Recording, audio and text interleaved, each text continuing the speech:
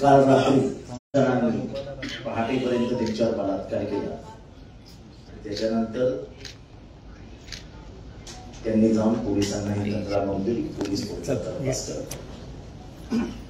त्याचा स्पष्ट अक्षय शिंदेचा एन्काउंटर केल्यानंतरच त्यांना का हजर केलं हा मुख्य प्रश्न आहे. अक्षय शिंदेकडे अशी काही गुपित नव्हती ना या सरकारला आणि आपटे आणि यांना अडचणीत आणणारी होती. आणि आमचा संशय आजही दाट आहे की अक्षय शिंदेला या सगळ्यातनं गायब करण्याच्या मागे एक मोठं कटकारस्थान आहे आणि सरकार त्यात सहभागी आहे. पंतप्रधान मोदी साहेब हे ठाण्याच्या दौऱ्यावर येत आहेत.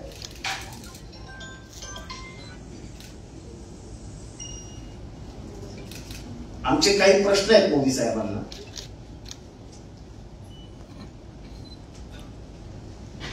कारण का हे ट्रिपल इंजिन सरकार यांची पूर्ण तिजोरी खाली आहे. MMRDA, म्हाडा, PMC यांचं जे काही टेंडर प्रकरण चालू आहे, लाखो करोडो रुपयाचे टेंडर निघतात. लाखो करोडो रुपयाचे 8 दिवसात टेंडर, पुढच्या 4 दिवसामध्ये वर्क ऑर्डर. आपल्या लाडक्या कॉन्ट्रॅक्टर्स, आपल्या लाडक्या पदाधिकाऱ्यांना पुढच्या आमदानीची सोय करून ठेवण्यासाठी म्हणून हे सगळं चालू आहे. याच्यावर कोणाची नजर आहे का? लोकसभेच्या आधी MMRDA ने 78 लाख कोटी रुपयाचे टेंडर्स काढले. जमिनीचं अधिग्रहण नाही, जमिनीचा मोबदला नाही, पण तिथला रस्ता काढायचा टेंडर काढून मोकळे. त्याचं खास उदाहरण म्हणजे मुरबाड ते तो कल्याणच्या मागणं रस्ता जातो अलिबाग पर्यंत, तो कॉरिडॉर.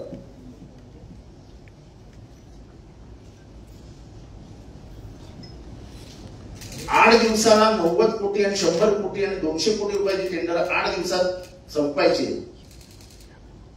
त्याची जाहिरात फक्त 8 दिवस द्यायची. हे म्हणजे स्पर्धात्मक बोली.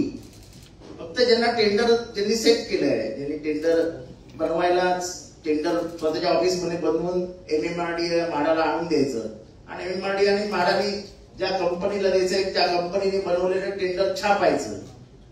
म्हणजे आता आपल्याकडे समजा गणेश थोरात आहे की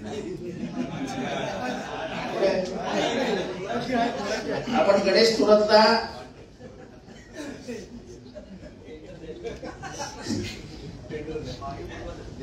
एका शिंप्याकडे पाठवलं, रेमंड्स मध्ये पाठवलं गपचूप रात्री 1 वाजता आणि त्याच्या सूटची साईज देऊन सूट बनवायला सांगितलं. आणि नंतर सकाळी मी तुम्हाला सांगितलं 2 सूट ठेवले, जा तुम्हाला ज्याला कोणाला हवी त्यांनी घेऊन या. ते कोणाला मिळणार? ते सीट कोणाला मिळेल? सूट कोणाला मिळणार? तसं टेंडरच आहे. टेंडर शिवून घेतात, मापाचा करतात आणि सकाळी सांगतात तुम्ही सगळे टेंडर बघून या. अहो तुम्ही रात्रीच सेट करून ठेवलेले आहे. टेंडर काढल्यानंतर 10% ऍडव्हान्स, टेंडर भरल्यानंतर वर्क ऑर्डरला 20% ऍडव्हान्स, म्हणजे 30% आधीच घ्यायचे आणि नंतर या कामाचा जेव्हा ऍडव्हान्स येतो तेव्हा 20% द्यायचे. असं म्हणून 50% हे सरकार पोचलेलं आहे. हा सगळा निवडणूक निधी आहे. विरोधी पक्षांना नेस्ताभूत करण्यासाठी वापरण्यात येणारा पैसा हा अशा पद्धतीने उभा केला जातोय. असं सगळीकडे होतं, पण हरियाणा दाखवून देईल की पैशाची ताकद काही करू शकत नाही. शेतकरी जनसामान्य यांच्या मनात जे आहे तेच अखेरीस घडणार. शिवाजी महाराजांचा पुतळा पडला, हा भ्रष्टाचाराचा म्हणजे सर्वात उंच उच्चांक गाठला. हिमालयाच्या वरती गेले भ्रष्टाचारात. तो सुद्धा आपटे कसा पकडला गेला? त्या घराच्या दरवाजासमोर पोहे खायला, चहा पोहे बनवले ते पाहिजे. आणि काय मजा आहे आपटेची यार. कोण वडापाव खातो, कोण चहा पोहे खातो, आणि मग पोलीस पकडायला जातात, चला चला चला चला आम्हाला पण थोडे पोहे द्या. आणि अक्षय शिंदे गोळीबारात ठार होतो.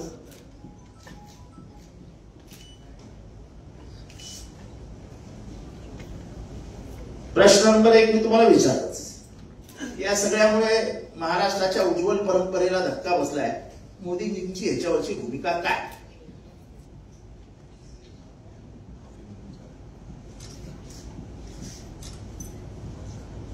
मोदीजींच्या लक्षात आणून द्यायचं आहे की ट्रिपल इंजिन सरकारच्या महिलांविरुद्धच्या गुन्ह्यांमध्ये, म्हणजे उदाहरणार्थ दररोज 22 बलात्कार या सुसंस्कृत धर्मनिरपेक्ष महाराष्ट्रात होत आहेत. या जिजाऊच्या लेकींचे जे काय हाल महाराष्ट्रात चालू आहेत त्याची जबाबदारी मोदी साहेब घेणार का? लाडक्या बहिणीला फक्त पैसे देऊन उपयोग नाही, तर त्याची सुरक्षा देखील तेवढीच महत्वाची आहे. लाडक्या बहिणीला पैसे दिले आणि गोडे तेल 35 रुपयाने महाग केलं. महागाई प्रचंड वाढते आणि आपण फक्त लाडक्या बहिणीचे म्हणजे ते जे काय आहे ते घेऊन फिरतो. त्याच्या प्रचारावरती 300 कोटी रुपये आतापर्यंत खर्च केले लाडक्या बहिणीच्या. आता ते कसं झालंय की देवा भाऊंची एक लाडकी बहीण आहे, मुख्यमंत्री एकनाथ शिंदेची एक लाडकी बहीण आहे, उपमुख्यमंत्री अजितदादा पवारांची एक लाडकी बहीण आहे. अच्छा, तिघांच्या लाडक्या बहिणी आहेत. म्हणजे त्याच्यातही स्पर्धेत काही कमी नाही. तर ह्या महिलांना आपण सुरक्षित ठेवू शकणार आहोत की नाही? एक वेळ पैसे देऊ नका, पण त्यांच्यावर अत्याचार होणार नाहीत, त्या सुरक्षित राहतील, याची शाश्वती मोदी साहेब देऊ शकणार आहेत का?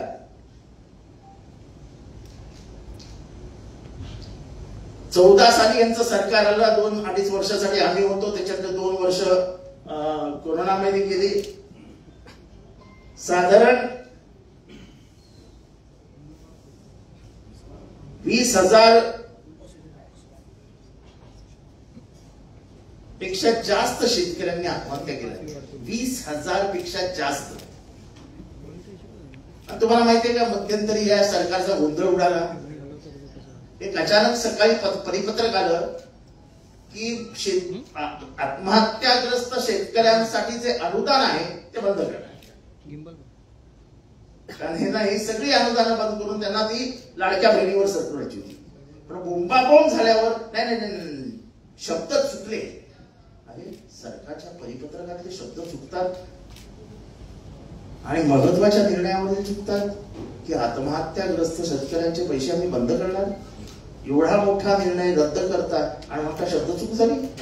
आणि कबूल करा ना की आमच्या पहिले पैसेच नाही.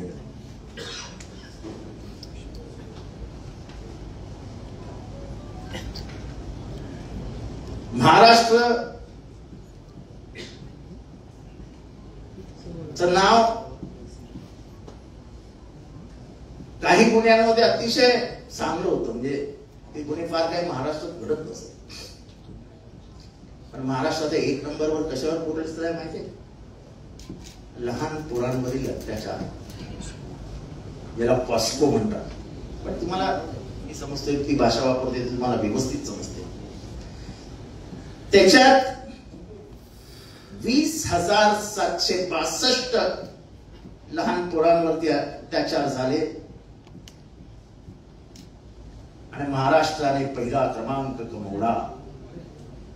इंडस्ट्रियलायझेशन मध्ये आपण खाली घसरलो, आपण जीडीपी मध्ये खाली घसरलो.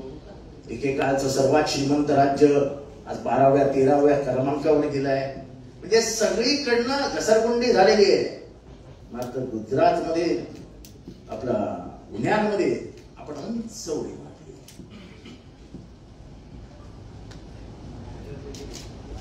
कोणाला भयभीतीच नाही.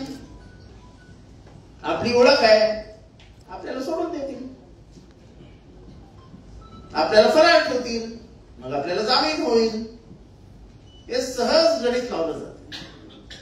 आता तुम्ही मला सांगा 20,762 म्हणजे साधारण किती झाले हो दिवसाला?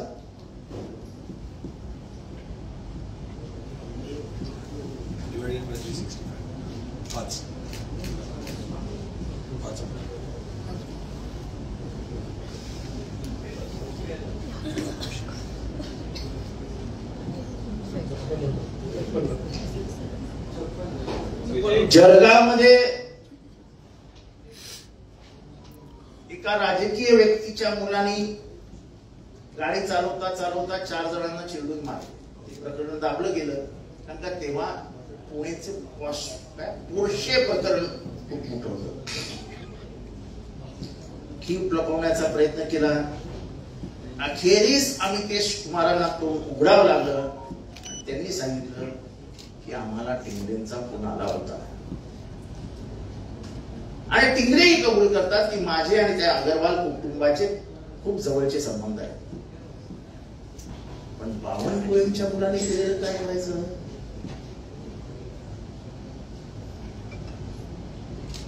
का ते भाजपचे अध्यक्ष आहेत म्हणून त्यांना सगळं माफ आहे?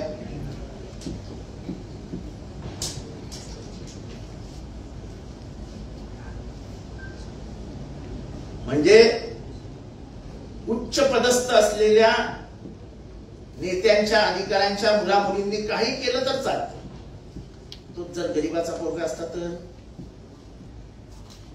त्याच्या मोटरसायकलने कोणाला उडवलं असतं तर पोलिसांनी धरून मारला असता त्याला. आणि त्याला बाप नाही, त्याच्याशी कुठलाही आमदार फोन करणार नाही आणि त्याचे आई वडील काय 15-20 हजार देऊ शकत नाही. त्याचं काय तर पार्श्वभागावरती रट्टे खाणं दांडक्याचे, त्याच्याशिवाय त्याच्याकडे काहीच नसतं. महाराष्ट्रातली ही परिस्थिती अतिशय दुःखदायी आहे. महाराष्ट्रात घर गळतंय, छपरी गळतायत, कधी कधी ब्रिजेस गळतायत, कधी कधी स्टेशनवरच हे गळतंय, शिवाजी हॉस्पिटल गळतंय. पण सर्वात मोठं प्रकरण आहे पेपर गळतीचं. पेपर गळूच कसे जातात? पेपर लीक होतात, दलालांच्या हातात पेपर मिळतात, रातोरात ते विद्यार्थ्यांच्या हातात जातात. 20-20, 25-25 लाख रुपये एका पेपरला दिले जातात. सगळे घोटाळे, तलाठी घोटाळा झाला, नीटचा घोटाळा फार मोठा आहे. पण एमपीएससीचा 12 वाजवून टाकले. 12 जो अधिकारी वर्ग आज मंत्रालयात किंवा पोलिसांमध्ये कामाला आयपीएस नंतर जो मोपेसेचा आहे, त्या मोपोसेचे अधिकारी हे मला अभिमानाने सांगावंसं वाटतं, चांगले अतिउत्तम दर्जाचे अधिकारी हे महाराष्ट्र पब्लिक सर्व्हिस कमिशनने दिलेले आहेत. फार सुंदर ट्रेनिंग देतात, फार सुंदर अधिकारी तयार होतात. त्याच्यातनं काही जण पुढे डीसीपी होतात, जॉईंट सीपी होतात, ऍडिशनल सीपी होतात. महाराष्ट्र एमपीएससी मधून पास झालेले पण परंतु महसूल विभागात गेलेले पुरं ही कलेक्टर होतात, रेव्हेन्यू कलेक्टर होतात, असा त्यांचा प्रवास असतो. गेल्या 2-3 वर्षामध्ये जुळजाण झाली आहे. त्याच्यात एक गोष्ट लक्षात ठेवण्यासारखी आहे की ग्रामीण विभागातील शेतीच्या अर्थकरणावरती जीवन जगत असलेल्या गरिबांची ही पोरं आपल्या आयुष्याचं भलं करण्यासाठी म्हणून पुण्यात येतात. पुण्यात शिक्षण घेण्यासाठी एखाद्या खोलीत राहतात. 100 नाही तर 200 रुपयाचं खानावळ लावतात आणि आपलं जीवन दरवर्षी एक्झाम रद्द. त्याच्या बापाने पैसे कुठे आणायचे? तो घरी सांगूही शकत नाही. म्हणजे गरिबांची टिंगल करायची तर किती करायची? एमपीएससीच्या कितीतरी पोरांनी आत्महत्या केल्या, तर कधी आल्या नोंद पण नाही झाली त्याची. कारण का त्यालाही लाज वाटायची की मी पुण्याला राहतो, आई वडील काबाड कष्ट करतात, मी मात्र काहीच करू शकत नाहीये. आणि मी तुम्हाला सांगतो माझ्या अनुभवानं, मी एमपीएससी पास झालेलो विद्यार्थी आहे. एमपीएससी देणारे विद्यार्थी हे कमीत कमी 2 वर्ष त्या पुस्तकात डोकं घालून बसलेले असतात. त्यांना दुसरं विश्वास नसतं. तर एवढं सगळं केल्यानंतर शेवटच्या आठवड्यात कळलं परीक्षा कॅन्सल झाली. काय त्याची मानसिकता अवस्था होत असेल, त्याच्या आई वडिलांची काय मानसिक अवस्था होत असेल. महाराष्ट्र सरकारने याचा कधीच विचार नाही केला आणि अनेक पोरांच्या आयुष्याची धुळदाण उडवली. महाराष्ट्र गव्हर्नमेंट हे प्रकरण कधी गांभीर्याने घेतच नाही.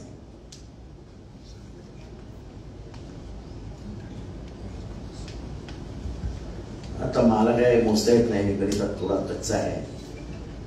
मोदी साहेबांनी सांगितलेलं की आम्ही महाराष्ट्राला 1 ट्रिलियन इकॉनॉमी करू. ट्रिलियन काय? ट्रिलियन मला समजत नाही, ट्रिलियन मिलियन वगैरे, मी कच्चा विद्यार्थी आहे. कर्ज फेडा, कर्ज. महाराष्ट्राला याच्यापुढे कर्ज देता येणार नाहीये. महाराष्ट्राचा जीडीपी इतका घसरलाय की महाराष्ट्रातलं कुठल्याही बँक, कुठलीही आर्थिक संस्था महाराष्ट्राला कर्जच देणार नाहीये. म्हणजे पूर्वी महाराष्ट्र कर्जावर तरी जिवंत राहायचा, आता कर्जावरही जिवंत राहू शकणार नाही अशी परिस्थिती आणून ठेवली होती महाराष्ट्रावर. हे महाराष्ट्राचं आर्थिक तिजोरी हे उंदीर सोडला तरी त्याला मोठा मिळणार नाही, इतके खाली झालेले. कुठल्याच योजनांसाठी पैसे नाहीत अशी परिस्थिती झाली आहे. आणि मग काय योजना कापायच्या असल्या की माहीतच आपले दलित बंधू, कापा योजना एसटीची, कापा योजना एसटीची, कापा योजना ओबीसीची. आता त्यांच्या योजनांना कातर लावली तर त्यांच्यासाठी बोलणार पण कोण नाही.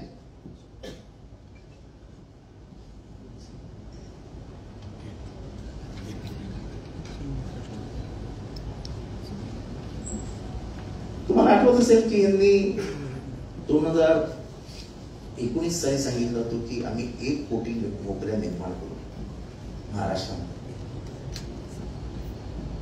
महाराष्ट्रामध्ये 12,000 नोकऱ्याही निर्माण करू शकलेल्या नाहीत. मुलं आत्महत्या करतायत. भारतामध्ये ग्रॅज्युएशनचं पर्सेंटेज हे सर्वात जास्त महाराष्ट्रात आहे. शिक्षित बेरोजगारांची एक मोठी फौज महाराष्ट्राने तयार करून ठेवली आहे. त्यांच्या हाताला कामच नाही आणि आपल्याला तर सवय लागली आहे कॉन्ट्रॅक्ट लेबरची. कारण आपले मित्रच कॉन्ट्रॅक्टर आहेत सगळे. त्या मित्रांना श्रीमंत करण्यासाठी म्हणून सगळं कॉन्ट्रॅक्टवर द्यायचं. साफसफाई कॉन्ट्रॅक्टवर, ही कॉन्ट्रॅक्टवर, क्लिनिकल कॉन्ट्रॅक्टवर, हे कॉन्ट्रॅक्टवर. या कॉन्ट्रॅक्ट सिस्टीम मुळे अर्धा अधिक बोजवारा झाला महाराष्ट्राचा.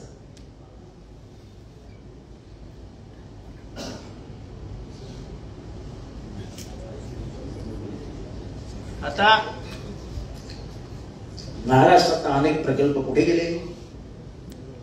गुजरातला गेले. हे महाराष्ट्र अर्थव्यवस्थेमध्ये 1 नंबरवर होता. हे आता मला इतिहास असा होता असं सांगावं लागतं. पण महाराष्ट्र औद्योगिक क्षेत्रात अनेक वर्ष 1 नंबर होता. तो आता खाली घसरत घसरत 7व्या-8व्या क्रमांकावर गेला. चाकणला तुम्हाला माहिती आहे ना, सर्वात जास्त इम्पोर्टेड व्हेकल्स बनवण्याचं कारखाने जर कुठे असतील तर ते चाकण. आणि कोणी काही म्हणो, ही सगळी मेहनत माननीय शरदचंद्र पवारांची होती. तिथे मर्सिडीज आहे, तिथे स्कोडा आहे, मोठ्या मोठ्या कंपन्या आहेत. तिथे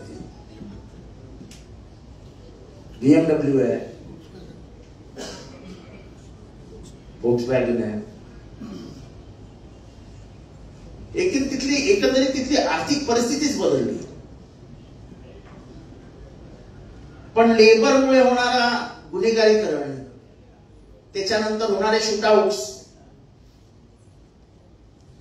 इथल्या स्क्रॅपवरनं राजकीय पुढाऱ्यांच्या ओढणारं दडपण, त्या रस्त्यांवर असलेले खड्डे,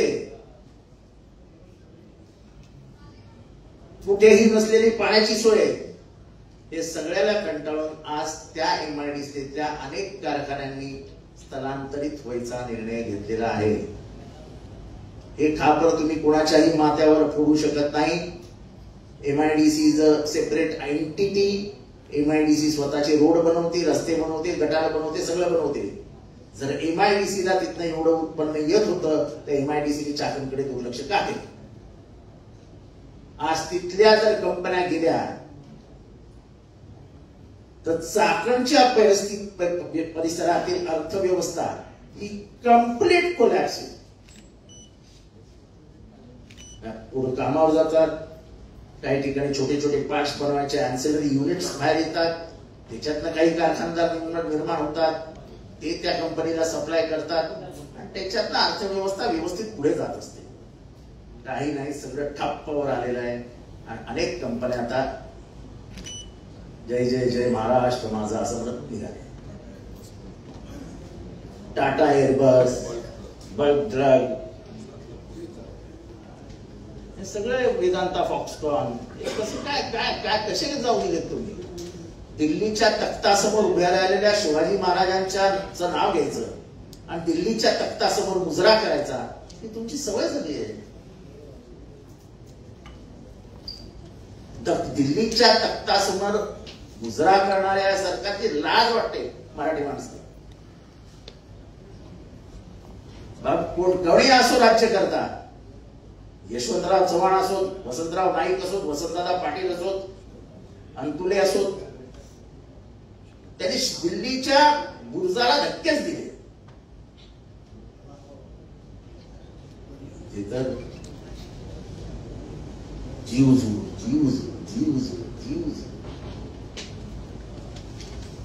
महाराष्ट्राच्या संस्कृतीची दिन पेरा वाजवण्याचं काम या सरकारमधल्या सगळ्यांनी केलं. या पद्धतीने ते दिल्लीच्या तख्तासमोर झुकत आहेत, हे महाराष्ट्राचं काम नाही.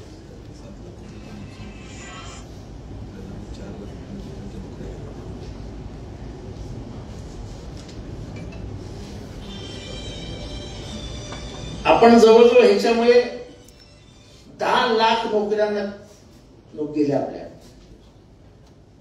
आणि 7 लाख कोटी रुपये आपले पाण्यात गेले.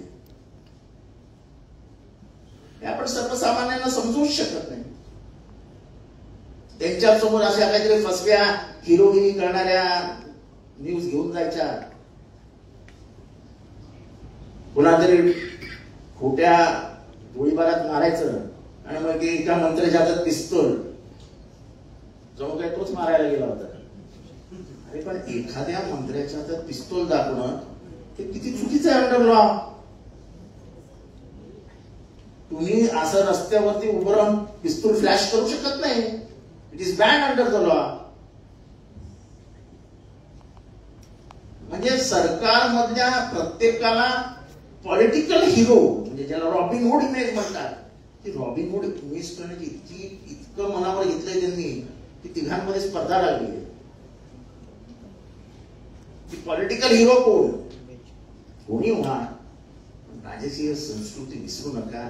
यात महाराष्ट्राला एक यशवंतराव चव्हाणांची राजकीय संस्कृती होती, त्याचं वाटवं झालं. गेले 2022ला महापालिका बरखास्त झाली.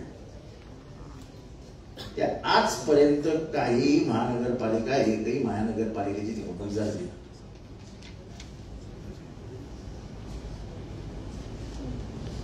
त्याच्यामुळे प्रशासक, टेंडर आणि मंत्रालय एवढाच नेक्सस आहे. मुंबई महानगरपालिकेची अख्खी तिजोरी खाली करण्यात आली. ज्या मुंबई महानगरपालिकेकडे 55,000 कोटी रुपयाचे एफडी होते, ते एफडी मोडून टेंडर काढण्यात आले. एफडी ठाण्याचं तर काही विचारूच नका. ठाणे विकायचं आहे असं इंटरनॅशनल बोर्ड लागला.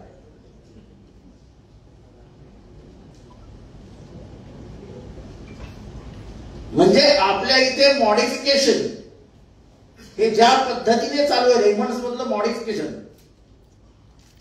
मला आश्चर्य वाटलं, पहिल्यांदा ठाण्यातले नागरिक जागे झाले. रेमंड मधील सर्व रहिवाशांनी त्या मॉडिफिकेशनला विरोध केलाय. कोणाला काही नाही.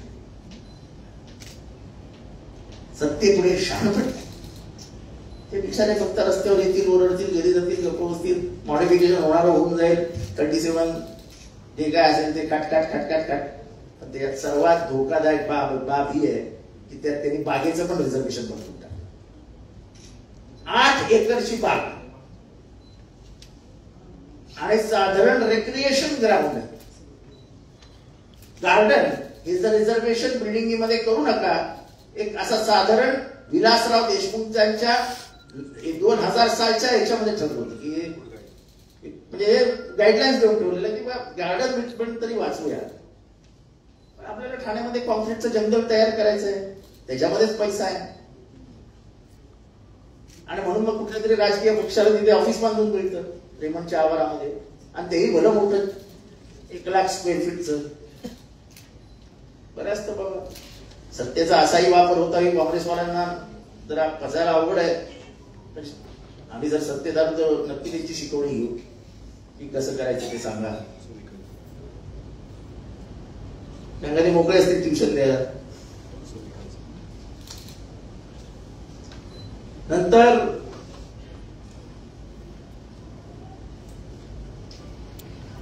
कोणीही जातो, कुठेही कब्जा घेतो, धमकावतो आणि पोलिसांना फोन येतात, हा आपला माणूस आहे, सांभाळून घ्या. गावकऱ्यांच्या जमिनींवर कब्जा घेणं हा सत्ताधाऱ्यांचा म्हणजे त्यांच्या बेकारीवरचा उत्तम उपाय आहे. तर त्यांना रोजगार मिळाला.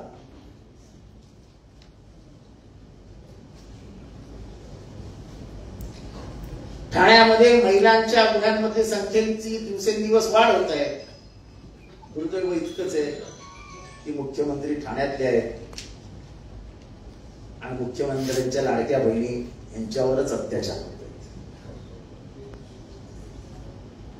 नवी मुंबईच्या विमानतळाला दीपा पाटलांचं नाव द्या आहे आम्ही आग्रहाने म्हणत होतो. त्यांना उशीर का करतायत?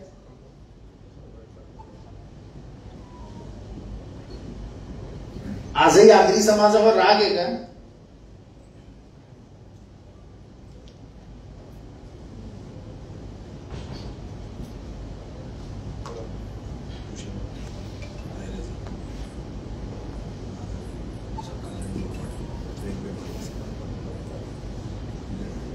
खर तर ठाणे आणि पालघर हे 2 जिल्हे यांना जोडण्याची नितांत आवश्यकता आहे. ती रेल्वे मार्गाने जोडा, ती हायवेने जोडा, त्याला कॉरिडॉर करा. कारण का दोघांनाही अलिबाग आणि ते पालघरचा किनारा हे दोन्ही किनाऱ्यांवरती चांगली वाहतूक होते. दोन्ही किनाऱ्यांवरती चांगले डॉक्स तयार होतील. त्याला काय म्हणतात? पोर्ट्स. आणि त्यामुळे ठाण्याचं अर्थकारण बदलत जाईल. त्याच्यावरती कधीही विचार केला गेला नाही. दुर्दैवाने आधी प्लॅन तयार करायचा रस्ता असा जाणार आहे. मग रस्त्यावरच्या जमिनी गपचूप कॉन्फिडेन्शियल ठेवायच्या. मग रस्त्यावरच्या जमिनी जाऊन अधिकाऱ्यांनी विकत घ्यायच्या. मग तिथे कोणी गाईचा गोठा बनवायचा, कोणी बकऱ्यांचा गोठा बनवायचा, कोणी काय काय करायचं. आणि ही जमीन आमचीच आहे असं दाखवून आजकाल ते काय म्हणतात त्याचं पैसे मिळतात ना, मोबदला. ऍक्विजिशन नंतर जो मोबदला मिळतो, ठाण्यातल्या एका राजकीय पक्षाच्या राजकीय नेत्याला 180 कोटी रुपये मिळाले. 180 कोटी रुपये वन चेक.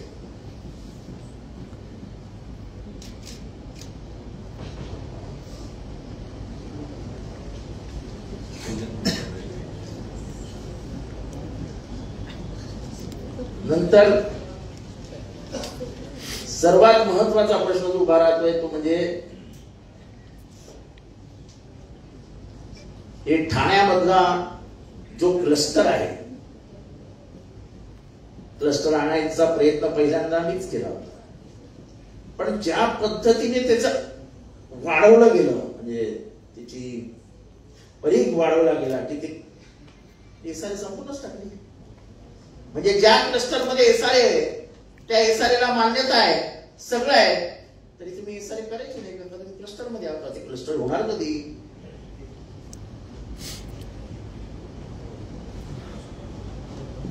मुख्यमंत्र्यांची आवडती योजना क्लस्टर आहे, मला मान्य आहे. तेही मेहनत करतात, तेही मला मान्य आहे. पण अहो, माझ्या नातवाच्या पोराला मिळालं तरी नशीब एक नसतं.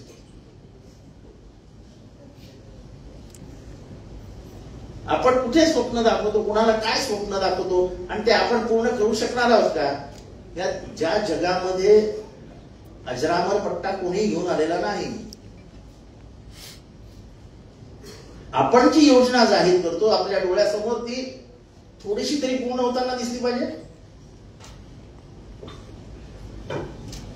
आणि त्याच्यामध्ये मारलं पण जातोय मध्यमवर्गीय गरीब माणूस. झोपडपट्ट्यांमध्ये राहतं कोण?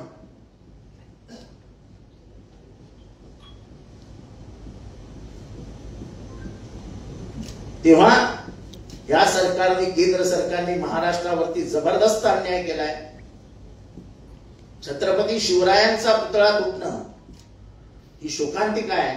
आणि त्याचबरोबर हा एक सूचक इशारा महाराजांनी महाराष्ट्राला दिलाय की भ्रष्टाचाराने पोखरलेला महाराष्ट्र तो पुतळ्या बघितल्यानंतर दिसतोय. तो पुतळा जेव्हा खाली पडला, जेव्हा त्याच्यात नजर घातली, तेव्हा आतमधनं कंप्लीट खाली होता. कुठला पुतळा कधी खाली असतो का? त्याची चित्र तुम्ही बघितली असतील. ज्या आपटेने एकही पुतळा बांधला नव्हता त्या आपटेंना शिवाजी महाराजांचा पुतळा बांधायला देतात. या आपटेचे संबंध कोणाशी होते? खरा आरोपी तो आहे, आपटे नाही. आपटे उदयनमुख खेळाडू होता. त्याची मैत्रीचे संबंध असतील कोणाशी तरी, कोणतरी ओळखीचा असेल. सांस्कृतिक भाग ते काय म्हणतात ना, विभागामध्ये त्याची कुठेतरी छोटी मोठी ओळख असू शकते. अरे पण तुम्ही काय करताय? जरा पुतळे बघा. महाराष्ट्रातले 100 वर्ष जुने झालेले पुतळे आहेत महाराष्ट्रामध्ये. शिवाजी महाराजांचा जो पहिला पुतळा आहे, जो छत्रपती शाहूंनी बांधला, बघा तो पुतळा अजून जाऊन. अजून ते म्हणजे खर्चटलं सुद्धा नाही.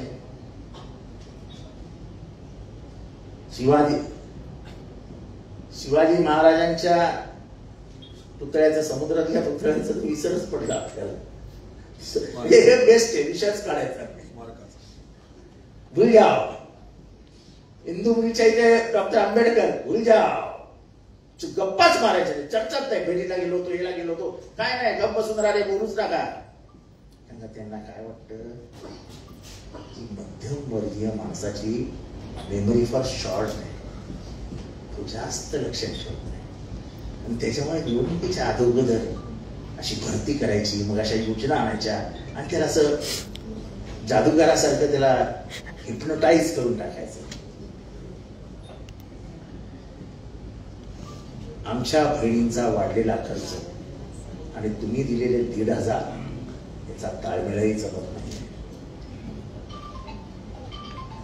पण तुम्ही 1,500 ज्या महिलांना दिल्या त्याच्या बाहेर ज्या भगिनी आहेत त्यांचं तुम्ही काय करणार? त्यांना जो महागाईचा त्रास होतोय,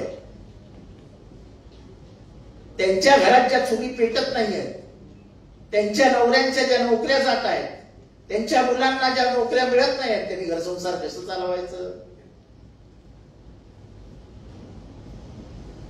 हे सरकार संवेदनशीलता विसरलेलं आहे. हे सरकार फक्त सत्ता हपापल्यासारखं करतंय. सत्ता पिसाट हे सरकार आहे. त्यामुळे येणाऱ्या महाविधानसभेच्या निवडणुकीमध्ये माननीय म्हणजे आज येणाऱ्या मोदी साहेबांनी या सगळ्या प्रश्नांची उत्तरं आम्हाला द्यावीत.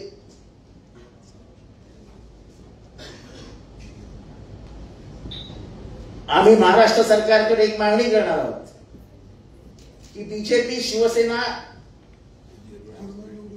जेव्हा सत्तेवर होती तेव्हा भिवंडीमध्ये आणि मुंब्र्यामध्ये त्यांनी टॉरेंट नावाची कंपनी आणलेली, प्रायव्हेटायझेशन ऑफ म्हणजे वीज सप्लाय आणि वीज वितरण आणि आर्थिक हे म्हणजे बिल घेणं देणं.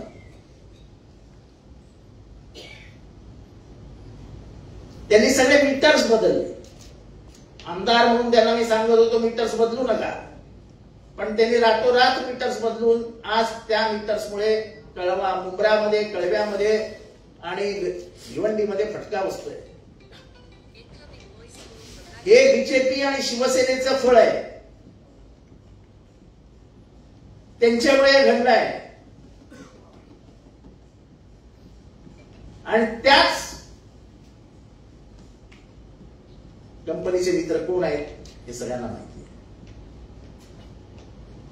आम्ही जर सत्तेत आलो तर त्यांचा जो बिलिंग पॅटर्न आहे, त्यांचे जे बॉक्सेस लागलेले आहेत, त्याचं पहिल्या 3 महिन्यात ऑडिट करून त्याचं रिस्ट्रक्चरिंग करू आणि रिस्ट्रक्चरिंग करून लोकांना परवडेल असं बिल आम्ही देऊ. हे आम्ही महाराष्ट्रातल्या जिथे जिथे प्रायव्हेटायझेशन आहे त्या सगळ्यांना आश्वासित करत आहोत. त्याचबरोबर जे लोक एमएससीबी वापरत आहेत, एमएससीबीची वीज येते, एमएससीबीची वीज किती महाग झाली आपली कल्पना आहे त्यांची आपल्याला? मागच्या वर्षभरात किती महाग झाली वीज? म्हणजे गुजरातमध्ये बिल जर 1 रुपयाला मिळत असेल तर महाराष्ट्रात 3 रुपयाला मिळते. मग का नाही मराठी माणूस ह्याच्यामुळे अहमदाबादला जाणार गाठ्या खायला? ही गाठ्या खाण्याची सोय करून ठेवली ना आपल्यासाठी, की महाराष्ट्र हळूहळू एवढा महाग होईल की आपण अहमदाबादला घर शोधायला काय पर्यायच राहणार नाही. जे गुजराती आमच्याकडे यायचे घर सोडायला, आणि ते पण आमच्याकडे नाही, ठाण्यात नाही यायचे, ठाण्यात कमी यायचे, टिंबेनगरमध्ये. पण Pedder road, Malabar hill, Nepean Sea road, अशा मोठ्या मोठ्या रोडवरती गुजराती लोक यायचे राहायला. ज्या गिरगावमध्ये एकेकाळी 90% मराठी माणूस राहत होता, आज तिथे 13% मराठी माणूस आहे. तुम्हाला आता वडापावही खायला मिळणार नाही. तुम्हाला आता डाळ ढोकळी, फाफडा, जिलेबी असं सगळं खायला मिळेल. ती खाण्याची तयारी करून ठेवा आतापासून. ज्या मराठी संस्कृतीचा अभिमान होता आपल्याला, अण्णाभाऊ साठे, प्रल्हाद केशव आत्रे या सगळ्यांनी केलेली सांस्कृतिक चळवळ, संयुक्त महाराष्ट्राची चळवळ, आणि नंतर महाराष्ट्रामध्ये मराठी माणसाचा निर्माण झालेला दबदबा या सरकारमुळे खाली उतरलाय. आता कोणी येतो आणि दादागिरी करतो. तेव्हा या सगळ्याला उत्तर मोदी साहेबांनी द्यावं. आणि लोकांना आवाहन करतो आहोत की या सगळ्याचं उत्तर विधानसभेच्या माध्यमातून तुम्ही या सरकारला द्यावं, की या सरकारने तुम्हाला दिल्लीचा गुलाम करून टाकलं, महाराष्ट्राची इब्रत, महाराष्ट्राची इज्जत गुजरातला गाण ठेवली, सुरत लुटण्याचं काम शिवाजी महाराजांनी केलं होतं. आणि मी अधिकारवाणीने बोलतोय, सुरत लुटलं होतं. त्याचं कारण होतं की सुरतेची लढाई होण्याच्या आधी, म्हणजे सुरतेवरती लुटीला जाण्याच्या आधी जंजिऱ्याला शिवाजी महाराजांची लढाई चालू होती. सुरत हे अतिशय श्रीमंत प्रदेश होता आणि तिथे कमी पडत असलेल्या मुघल सैन्याला जी आर्थिक तजवीज करायची होती ती सुरतेत न गेली. आणि हे जेव्हा महाराजांना समजलं, त्यांनी जंजिऱ्याची लढाई जिंकली, पण त्यांनी आल्यानंतर त्यांचे जे खास खबरी होते त्यांना गुजरातला पाठवलं, सुरतेला सगळ्या घरांच्या नोंदी घेतल्या, किती पैसे कोणाच्या घरात आहेत. त्यांनी पत्र लिहिलं तिथल्या इनायत खान नावाच्या सरदाराला. त्या इनायत खाननी सांगितलं की मी सरेंडर होतो. तो सरेंडर झाला नाही, त्यांनी खोटं नाटक केलं. त्यांनी शिवाजी महाराजांवरती हल्ला करण्याचा प्रयत्न केला. त्याच्या आजूबाजूला असलेल्या 20 जणांचे हात कापले शिवाजी महाराजांच्या सैन्याने, आणि शिवाजी महाराज सुरतेमध्ये घुसले. पण शिवाजी आपले पंतप्रधान ठरवतात ना, तसं तो गिरिजी शाह दिल्लीचा सुलतान कोण बनणार हे ठरवायचं. गिरिजी शाह त्याकडे गुजरातमधून म्हणजे औरंगजेबला सुलतान बनवण्यात सर्वात मोठा हात आपल्या राज्याची बिघडलेली आर्थिक घडी हे त्यांनी तिथनं बसवून घेतली. त्यात काही चूक नाही, त्यात कुठेही काही गुन्हा नाही.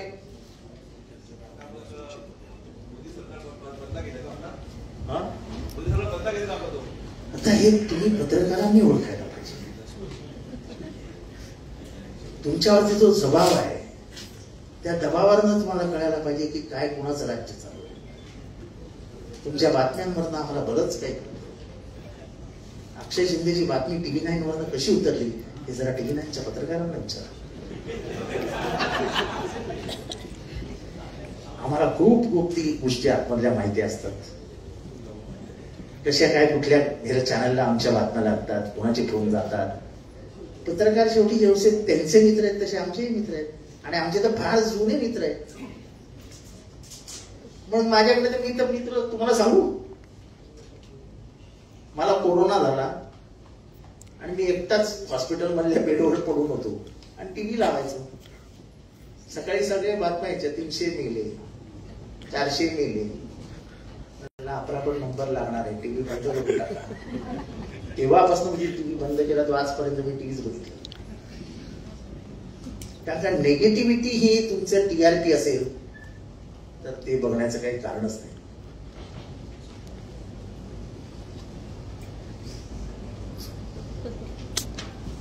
वृत्तपत्रामधल्या बातम्या कशा दाबल्या जातात हे काय आपल्याला दिसत नाही. एक महत्वाचा प्रश्न आहे. आमदार नरहरी झिरवळांसोबत अनेक आमदारांनी गाडीवरती उड्या घेतलेल्या आहेत. नरहरी झिरवळ सुरक्षित आहेत ना, बस तेवढीच काळजी नाही, बाकी काय नाही.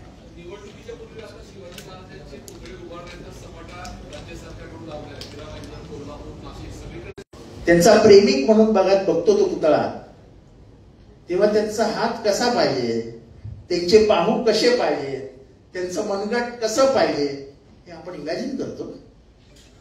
ते स्वप्नभरात आपल्या समोर असतात. तुम्ही अजूनही पडलेला पुतळ्याचा फोटो येते बघा जर, हात कसा आहे, असा सरळ हात आहे, हाताला असा बेंड पण नाही, असा सरळ हात. असं सरळ हात कुठल्या पुतळ्यात असतो. हा जेव्हा पहिल्यांदा पुतळ्याचा फोटो मी बघितला तेव्हा बोललो हा पुतळा बनवणारा माणूस हा रॉ आहे. रॉ ज्याने एकही पुतळा बनवला नाही, ज्याने साधं स्कल्पचर बनवलं नाही, त्याला डायरेक्ट तुम्ही शिवाजी महाराजांचा उंच पुतळा बनवण्याचं काम देता आणि ते काही वेळातच पूर्ण कर. मी शिवाजी महाराजांचा पुतळा बनवला, कळलं? त्याच्यामागे किती मेहनत आहे, त्याच्यामागे काय काय आहे, तो बसवताना 4 दिवस लागले. या सरकारमध्ये राजीव गांधींचा पुतळा महानगरपालिकेने हलवला. नंतर तो लावण्यासाठी मंजुरी दिली. आज राजीव गांधींचा पुतळा बनवून तयार पण आहे. आता राजीव गांधी माणूस गेला, या देशासाठी बलिदान देऊन गेला. हे टीव्ही, हे मोबाईल, हे कॉम्प्युटर्स, हे ऑनलाईन, हे सगळं सगळं सगळं गिफ्ट बाय राजीव गांधी. आता त्याच्या पुतळ्याला मान्यता द्यायला पाहिजे की नको? ते काय नवीन नाहीये ना, सगळं झालंय. पण मंत्रालयात फाईल गेली, सही करायला तयार नाही.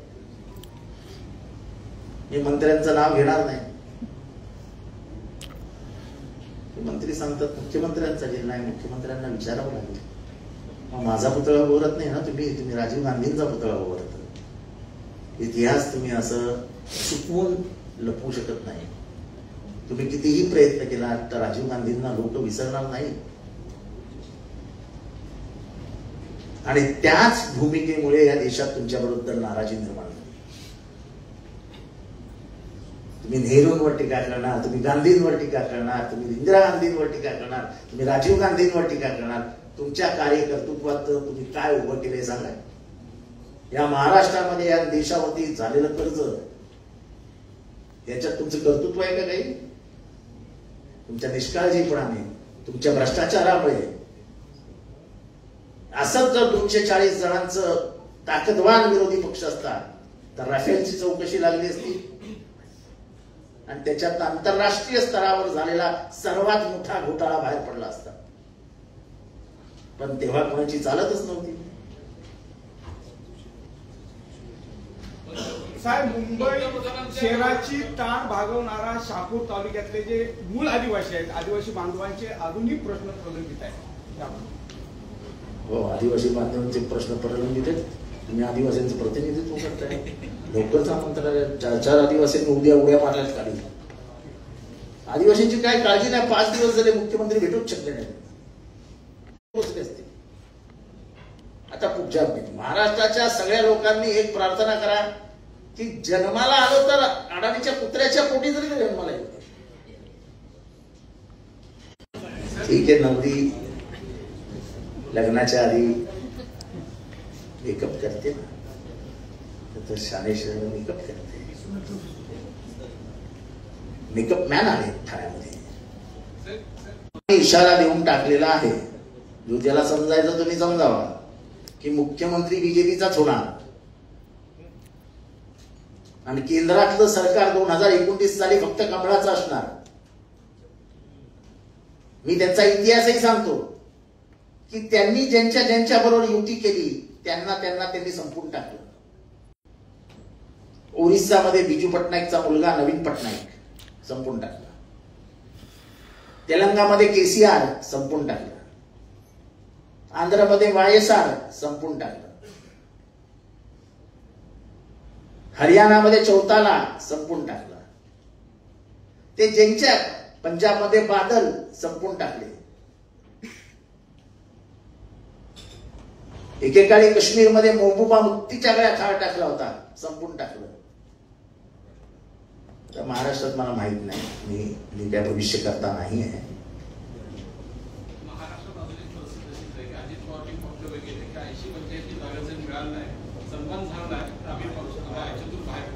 ते कोणालाही सांगू शकत. मराठी भाषेला अभिजात दर्जा देण्यात आलेला आहे, त्याच्यामध्ये देखील क्रेडिट घ्यायला सुरुवात झालेली आहे. चांगलं आहे. मराठी मंचाबद्दल इतका तिरस्कार का केंद्रामध्ये आम्हाला काही कळतच नाही. अभिजात दर्जा मराठी भाषेला देण्यासाठी सर्वात चांगलं साहित्य ज्या 3 भाषांमध्ये लिहिलं गेलंय त्यातली एक मराठी आहे. मराठी, बेंगॉली, आसामीज आणि साऊथ मध्ये कन्नड, ह्याच्यामध्ये सगळ्यात चांगलं साहित्य, जुनं साहित्य लिहिलं गेलेलं आहे. त्यामुळे मराठीला अभिजात भाषेचा दर्जा हा तेव्हाच द्यायला पाहिजे होता. आमच्या संस्कृतीचे, मराठी संस्कृतीचे गोड गाणे हे ज्ञानेश्वरापासून पुस्तकात आहेत, पण केंद्राला ते कधी समजलेच नाही. याचा आम्हाला दुःख आहे. निवडणुकीच्या अगोदर हा अभिजात दर्जा आता निवडणुकीच्या आधी काही करतील होते. बघा, ते निवडणूक जिंकण्यासाठी वाटेल ते करतील, वाटेल ते.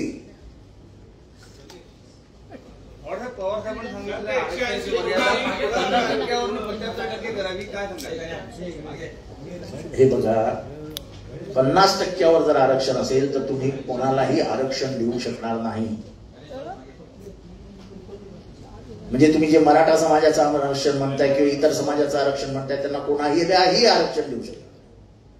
त्याच्यामध्ये त्याच्यातली जी मेख आहे ती मेख हीच आहे की केंद्राने निर्णय घ्यावा, लोकसभेमध्ये बिल आणावं आणि मर्यादा 75% न्यावी, जेणेकरून तुम्हाला सगळे समाज त्याच्यामध्ये ऍडजस्ट करता येतील. याचं कारण मी काय सांगतो, लोक लगेच ओपन मधले नाराज होतील. तर बिहारमध्ये जातीनिहाय जनगणना झाली आणि बिहार गव्हर्नमेंटनी त्याच्यावरती नजर ठेवली आणि त्याच्यातनं पुढे आलं काय, तर बिहार मधला 85% माणूस हा SC, ST, OBCतला आहे. म्हणजे बहुजन प्रवर्गातली लोक ही 85% आहेत आणि रिझर्वेशन 50% आहे. हे बोलायला 76% लोकसंख्या ही बहुजनांची असेल आणि त्याच्यासाठी माननीय साहेबांनी ते काय बोललेत मला माहित नाही, पण हे माझं स्वतःच मत आहे. सवय लागते तू सोडा. नीरव फुले सारखी अशी थोडी घ्या जरा फिरा. तर हर्षवर्धन पाटील आता शरद पवारांच्या गटात आलेले आहेत. कुठे? हर्षवर्धन पाटील आता शांत झोपला. मला काय माहित नाही बाबा. मी आपल्या छोट्या मोठ्या असा आदेश आला दिल्लीवरनं, जितेंद्र आव्हाड प्रेस कॉन्फरन्स घ्या. नंतर मला विक्रांत चव्हाणांचा आदेश आला की आम्हाला दिल्लीवरनं फोन आलेला आहे, प्रेस कॉन्फरन्स घ्या. माझा विक्रांत चव्हाणांचा आदेश मानून मी येऊन बसलो. आम्हाला एआयसीसीचा आदेश आला, जितेंद्र आव्हाडांच्या नेतृत्वाखाली इंडिया अलायन्सचे नेते ते